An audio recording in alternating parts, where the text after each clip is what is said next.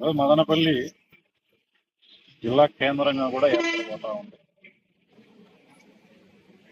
ఇప్పటికే విపరీతమైనటువంటి వాహన రద్దీ, ప్రజల రాకపోకలతో తీవ్రమైనటువంటి ట్రాఫిక్ అంతరాయం ఏర్పడతా ఉంది.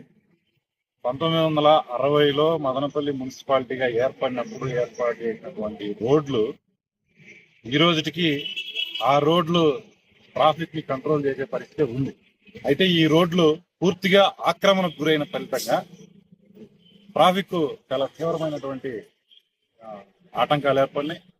పెద్ద పెద్ద వాహనాలన్నీ కూడా టౌన్ లోకి వస్తున్నటువంటి ఫలితంగా మరింత ఇబ్బందికర పరిస్థితి ఏర్పడతా ఉంది.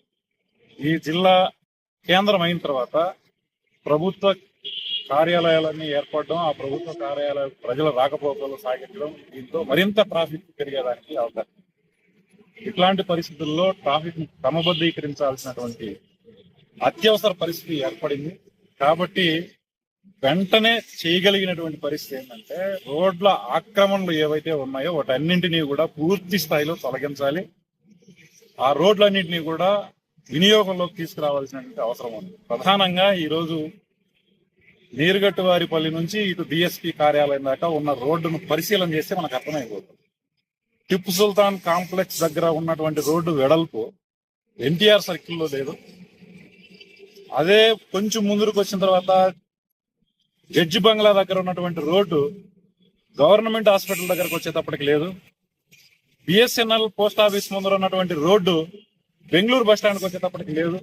ఆ రోడ్డు అంతా మొత్తం మున్సిపల్ ఆఫీస్ దాకా కూడా రోడ్డు ఆక్రమణలకు గురవుతున్నటువంటి పరిస్థితి ఉంది.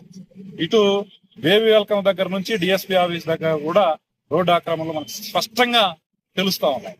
సిటిఎం రోడ్లు అయితే చింతమాండ్లు కొట్టేసిన తర్వాత రోడ్డు వెడల్పు మనకు కనపడతారు, కానీ ఉన్నటువంటి రోడ్డు అంతేనా? ఎంత రోడ్డు ఉంది? ఆ రోడ్డులో ఉన్నటువంటి ఆక్రమణల సంగతి ఏంది? ఇది టౌన్ బ్యాంక్ సర్కిల్ దగ్గర నుంచి మనకు ఎస్టేట్ దాకా పూర్తిగా రోడ్డు ఆక్రమణలు చాలా స్పష్టంగా కనపడతా ఉన్నాయి. కాబట్టి ఈ రోడ్లు ఆక్రమణలు వెంటనే పూర్తి చేయాలి. దాంతో పాటుగా దీనికేం బడ్జెట్ కూడా పెద్ద అవసరం ఏం లేదు. మదనపల్లి పట్టణంలో ఈ ఆక్రమణలకు ఎవరైతే పాల్పడినారో వీళ్ళు రోడ్డు ఆక్రమించుకోవడమే కాకుండా వాళ్ళ బిల్డింగ్ల ముందర షాపులు పెట్టుకున్నారు. ఏదైనా చిన్న చిన్న పానీపూరి బండ్లు లేకుంటే పండ్ల బండ్లు పెట్టుకునే వాళ్ళ దగ్గర కూడా బాడుగులు వసూలు చేసుకుని దోపిడీకి పాల్పడతా ఉన్నారు. ఇట్లాంటి వాళ్ళను ఇబ్బంది పెట్టినటువంటి పరిస్థితి ఉంటుంది. ఈ దోపిడీకి పాల్పడే వాళ్ళని ఇబ్బంది పెట్టినా ఇబ్బంది ఏం లేదు. ఎందుకంటే ఈ రోజు పట్టణం మీద ప్రజల్ని దోపిడీ చేసి ఆదాయాలు పెంచుకుంటా ఉన్నారు. ఇట్లాంటి వాళ్ళు రాజకీయ నాయకుల్ని, అధికారుల్ని మేనేజ్ చేసి ట్రాఫిక్ సమస్యకి కారణమవుతున్నారు. కాబట్టి ప్రభుత్వం, సబ్ కలెక్టర్ గారు వెంటనే జోక్యం చేసుకుని ట్రాఫిక్ అడ్వైజరీ కమిటీ సమావేశాన్ని జరిపి ఈ ట్రాఫిక్ కంట్రోల్ చేయడానికి ప్రయత్నం చేయాలి. దానికి వెంటనే ఈ రోడ్ల ఆక్రమణలను తొలగించాలని చెప్పి డిమాండ్ చేస్తున్నాం. రెండోది, కొంత బడ్జెట్ రాష్ట్ర ప్రభుత్వ అనుమతితో చేయాల్సింది. ఇప్పటికే గత ప్రభుత్వమే సిటిఎం రోడ్ లో ఫ్లైఓవర్ కి అనుమతి ఇచ్చింది, అది పూర్తి చేయాలి. దాంతో పాటుగా ఔటర్ రింగ్ రోడ్, మదనపల్లికి ఔటర్ రింగ్ రోడ్డు, దానికి తగినటువంటి నిధులు ఇప్పటికే కదిర్ రోడ్డులో నుంచి ఇట్లా చిత్తూరు రోడ్డుకి వయా తిరుపతి రోడ్డు మీదుగా కంప్లీట్ అయింది. దీనివల్ల చిత్తూరుకి, తిరుపతికి పోయే వాహనాలు అటు పోతాయి కాబట్టి కొంత ఉపశమనం ఉన్నమాట వాస్తవం. అయితే ఈ రోజు కడప నుంచి బెంగళూరు పోయేటటువంటి వాహనాలు, పెద్ద పెద్ద లారీలు, సిమెంట్ లారీలు అన్ని కూడా పట్టణం నుంచి రావాల్సినటువంటి పరిస్థితి వస్తా ఉంది. కాబట్టి కదిర్ రోడ్డులో నుంచి బెంగళూరు రోడ్డుకి, బెంగళూరు రోడ్డు నుంచి పుంగనూరు రోడ్డుకి లింక్ అయ్యే విధంగా బైపాస్ రోడ్డును ఏర్పాటు చేయాలి. ఇది ఏర్పాటు చేసిన తర్వాత పూర్తిగా ట్రాఫిక్ సమస్య పరిష్కారం అవుతుంది. కాబట్టి అత్యవసరంగా చేయాల్సింది ఈ రోడ్ల ఆక్రమణలు తొలగించడం.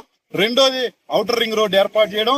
పట్టణంలో అవసరమైనటువంటి అవసరమైన చోట వెడల్పు చేయాలి, ఫ్లైఓవర్లు ఏర్పాటు చేయాలి. దీనికి ఏదన్నా భూమి అవసరమైతే 2013 భూసేకరణ చట్టం ప్రకారం తీసుకొని ఎవరైతే భూములు కోల్పోతారో, ఇండ్లు కోల్పోతారో వాళ్ళకందరికీ కూడా నష్టపరిహారం ఇచ్చి అందరికీ న్యాయం చేసే పద్ధతుల్లో వ్యవహరించాలి. అట్లా చేయని పక్షంలో ఖచ్చితంగా దీని మీద సిపిఎం పార్టీ ప్రజలందరినీ కూడా కూడగట్టి ప్రజా ఉద్యమంగా దీన్ని నిర్వహిస్తామని చెప్పి తెలియజేస్తున్నాం. ప్రజలారా అందరూ ఆలోచించండి. ఈ రోజు రోడ్లన్నింటినీ కూడా ఆక్రమించినటువంటి ఫలితంగానే ఈ ట్రాఫిక్ సమస్య వస్తా ఉంది. ఎక్కడికక్కడ రోడ్ల మీద కూడా మనకి అడ్డంగా కట్టేసినటువంటి పరిస్థితి కూడా ఉంది. దీన్ని నివారించాలంటే ప్రజలందరూ కూడా వీధుల్లోకి రావాలని చెప్పి, ప్రజలందరూ కూడా ప్రశ్నించాలని చెప్పి విజ్ఞప్తి చేస్తా ఉన్నాం.